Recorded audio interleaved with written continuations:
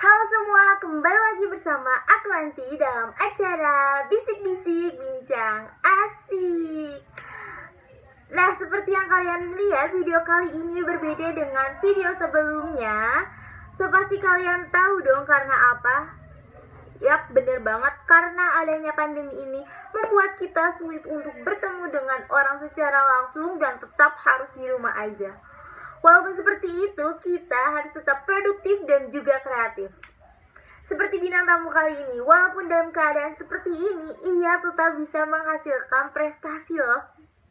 Nah, ia mengikuti salah satu festival bidik misi yang diselenggarakan oleh kampus di luar kota dan berhasil mendapatkan juara 1. Ya, buat yang pengen tahu filmnya bisa langsung aja cari di YouTube seperti ini. Dan langsung aja kita undang bintang tamunya. Cekidot. Mulai. Halo Kak. Halo Anti, selamat siang. Gimana nih kabarnya? Alhamdulillah tambah sehat. Selama ini udah ngapain aja nih Kak selama pandemi? Tetap produktif kan? Selama pandemi awal-awal mungkin bisa dibilang belum banyak banget yang bisa dilakuin. Tapi akhir-akhir ini udah lumayan banyak sih yang bisa dilakuin. Jadi awal itu tahap adaptasi ya sama yang keadaan sekarang ini. Nah, jadi kan sebenarnya kalau ngomongin di tahun ini aktivitas tuh aku bagi jadi 2 sih. Di awal-awal tuh kita pandemi di bulan Maret kan. Pandemi di bulan Maret sampai 1 bulan kemudian sampai bulan April itu agak susah banget ngelakuin kegiatan-kegiatan kayak biasanya. Terus di bulan-bulan itu juga banyak schedule yang harus mundur banget. Terus bisa dibilang 1 bulan itu 1 bulan yang benar-benar sangat tidak produktif ya. Terus akhirnya udah mulai bisa jalan lagi kegiatan kayak biasanya itu di bulan Agustus. Di bulan Agustus sudah mulai kegiatan udah mulai beradaptasi dengan keadaan pandemi, udah bisa jalan satu persatu kayak gitu sih. Jadi sampai bulan Desember alhamdulillah cukup banyak juga kegiatan yang udah bisa dilakukan saat pandemi. Bagus banget tuh Kak. Oh iya, sebelum kita ngobrol panjang kali lebar, coba dong perkenalan sedikit. Dari mana nih kakaknya? Oke. Perkenalkan, nama saya Bagus Supran Alfansyah. Saat ini saya salah satu mahasiswa di Universitas Tidar, jurusan Administrasi Negara tahun 2017. Oke, kan kakaknya nih abis buat film ya, terus memenangkan juara 1 kan. Nah, alhamdulillah. Boleh dong Kak ceritain sedikit filmnya tuh tentang apa sih sebenarnya? Oke. Sebenarnya aku buat film itu buat ngikutin salah satu lomba sih. Lombanya itu Festival Bidik Misi Nasional yang diselenggarakan di UIN Hasanuddin Makassar di tahun 2020.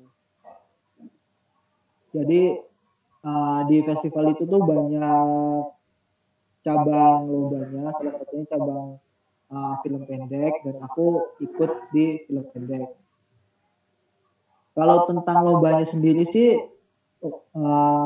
lombanya itu tentang tantangan di era new normal atau tantangan di era COVID-19 ini.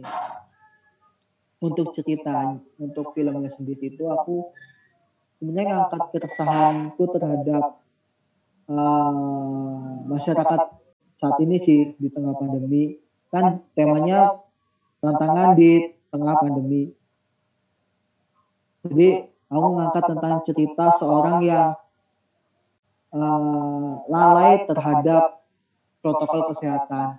Soalnya apa? Aku rasa itu tantangan kita selama menjalani pandemi atau menjalani new normal ini, ya tantangannya adalah diri kita sendiri. Diri kita sendiri itu masih kadang masih kurang patuh terhadap protokol-protokol kesehatan yang harusnya kita jalankan di tengah pandemi. Nah, makanya itu aku buat film ini tentang seseorang yang lupa terhadap protokol kesehatan. Makanya itu judul di filmnya itu kan tentang judul filmnya itu Luput. Luput itu dari bahasa Jawa yang artinya itu lalai. Jadi kelalaian lah intinya. Oh gitu. Jadi dapat imajinasi atau idenya itu dari keresahan hati ya kan. Mungkin awal-awal nih kita kayak lupa gimana sih, biasanya kita lupa pakai masker, lupa buat biasanya kita nggak ada protokol kesehatan dalam kehidupan kita, terus tiba-tiba adanya pandemi ini mengharuskan kita seperti itu, ya kan? Nah, dalam proses pembuatan filmnya tuh kayak gimana sih Kak? Ada kendala Kak atau tantangan yang gue ini harus bikin gitu?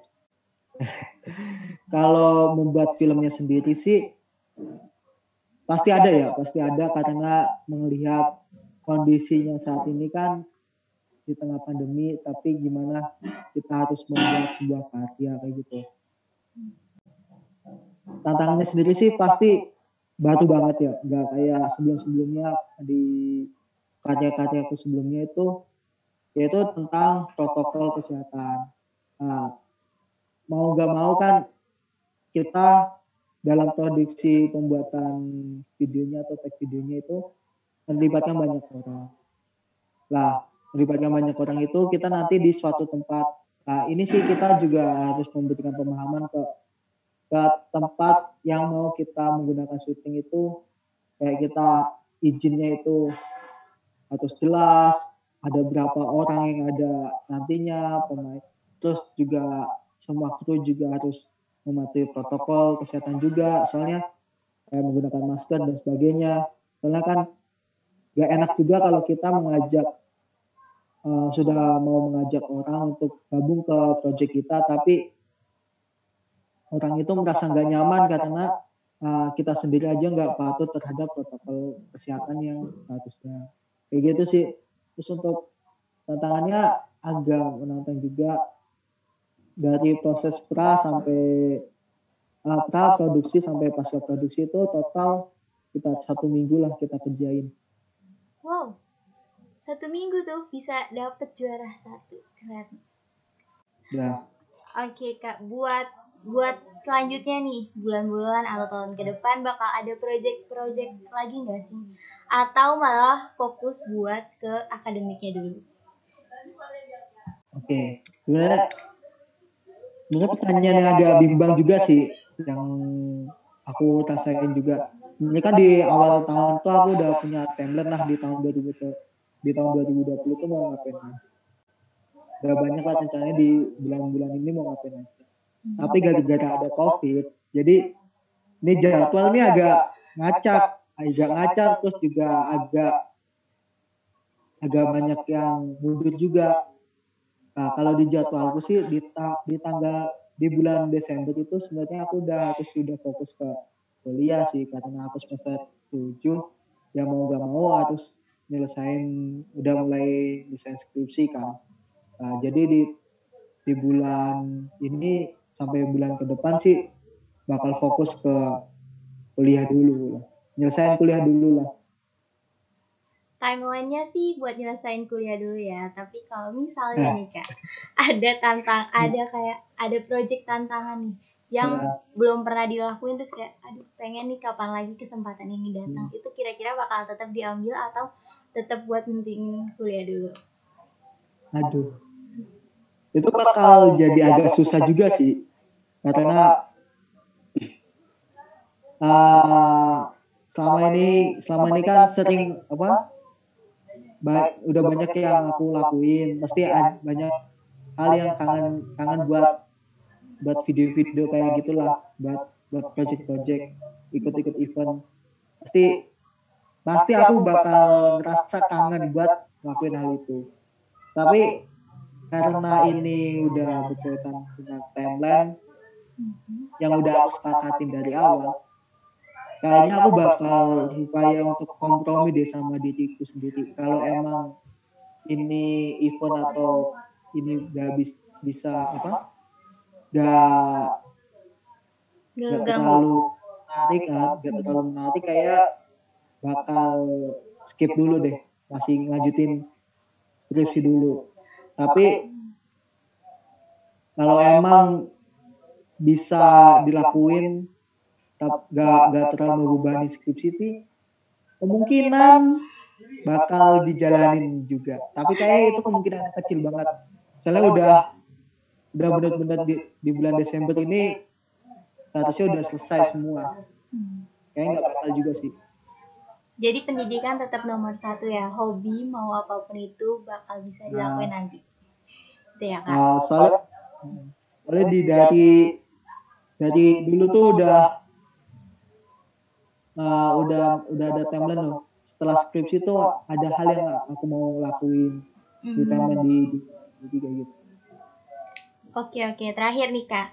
Coba dong kasih motivasi atau kata-kata biar orang di luar sana berani untuk mencoba melakukan hal-hal baru dan bisa beradaptasi dengan situasi yang sekarang atau yang lainnya. Sebenarnya ini yang aku pakai dari dulu sih. Itu satu quotes yang saya bilang, yaitu coba aja dulu. Kalau kamu nggak coba, kamu nggak bakal tahu gitu loh. Jadi aku selalu pakai itu untuk dalam setiap pilihan, setiap hal baru yang ada di hidupku. Yaudah aku coba aja dulu. Kalau aku nggak coba, aku nggak bakal tahu hasilnya kayak gimana. Selama aku masih mikirin baik atau buruknya, aku juga nggak bakal tahu itu bisa baik atau buruk kalau aku nggak coba. Gitu. Jadi aku bakal kalau aku sih coba aja dulu. Kalau kamu nggak coba, kamu nggak bakal tahu sampai kapan tuh. Gitu. Bener banget tuh Kak. Kalau misalnya kita udah coba, terus udah mengeluarkan usaha dengan semaksimal mungkin, pasti kita juga bakal kayak ngerasa, wah banget ya sih hasil kita akhirnya bisa segininya gitu. Ya kan Kak? Nah, udah nikah segini aja, makasih banget atas waktunya dan kata-kata yang super inspiratif ini. See you Kak. Sangat inspiratif banget kan. Jadi walaupun dalam keadaan seperti ini, ketika kita bisa beradaptasi sama lingkungan, pasti kita bisa melakukan hal apapun itu. Tapi ingat, harus tetap menggunakan protokol kesehatan ya. Dan kita harus terus mencoba walaupun kita nggak tahu endingnya seperti apa. Intinya terus coba, terus dan terus. Oke? Nah, sekian dulu video kali ini. Kurang lebihnya mohon maaf. Semoga pandemi ini cepat selesai dan kita bisa bertemu secara langsung. Sampai jumpa di video selanjutnya and